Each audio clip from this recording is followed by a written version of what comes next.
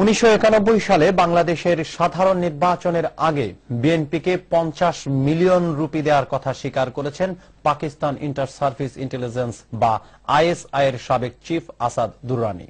বুধবার পাকিস্তান সুপ্রিম কোর্টে এ বিষয়ক শুনানিতে তিনি একথা স্বীকার করেন।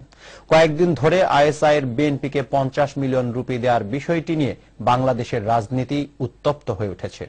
বিস্তারিত রয়েছে মিল্টন রহমানের রিপোর্টে। বিএনপিকে 1991 সালের সাধারণ নির্বাচনের সময় পাকিস্তানি ইন্টার সার্ভিস ইন্টেলিজেন্স বা আইএসআই 50 মিলিয়ন রুপি দিয়েছিল বলে শেখ হাসিনা অভিযোগ করলে এই নিয়ে বিতর্ক তৈরি হয় প্রধান দুই দলের মধ্যে।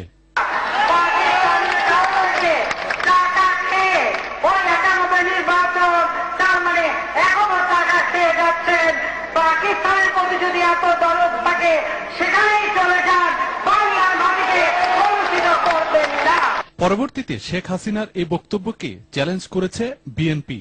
যদি কোনো প্রমাণ তাদের কাছে থাকে সেই প্রমাণ তারা উপস্থাপন করবে আমাদের সামনে।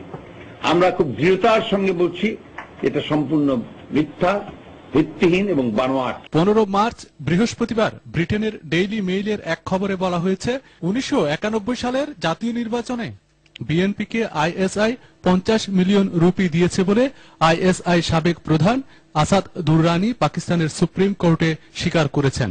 প্রধান বিচারপতি ইফতেখার মোহাম্মদ চৌধুরীর নেতৃত্বে গঠিত 3 সদস্যের বেঞ্চে পাকিস্তানের প্রবীণ রাজনীতিক এয়ার মার্শাল আসগর খানের দায়ের করা একটি পিটিশন শুনানির সময় আইএসআই এর সাবেক এই চিফ উত্তর পূর্ব ভারতে অস্থিতিশীলতা সৃষ্টি ও বাংলাদেশের রাষ্ট্র ক্ষমতায় বিএনপিকে আনতে आईएसआई अर्थ बराद्देर कथा अदालते स्वीकार करलें। दुरानी को अदालत की जानिब से नोटिस जारी किया गया है। असगर खान पिटीशन की समाअत अब से कुछ देर पहले सुप्रीम कोर्ट में, सुप्रीम कोर्ट का 3 रुकनी बेंच जिसकी सरबराही चीफ जस्टिस ऑफ पाकिस्तान।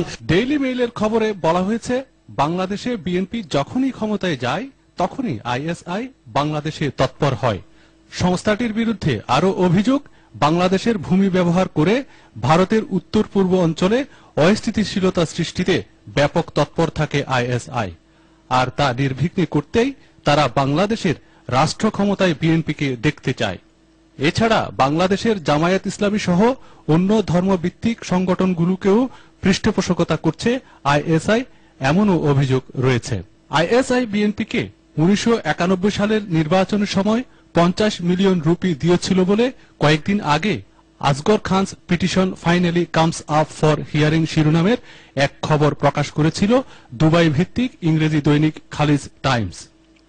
এতে বলা হয় শেখ হাসিনার আওয়ামী লীগ ভারতপন্থী রাজনৈতিক দল, সুতরাং বাংলাদেশের রাষ্ট্র ক্ষমতা থেকে এই দলটিকে দূরে রাখতে আইএসআই বিএনপিকে এই অর্থ দেয়। Milton Rahman, Bangla TV.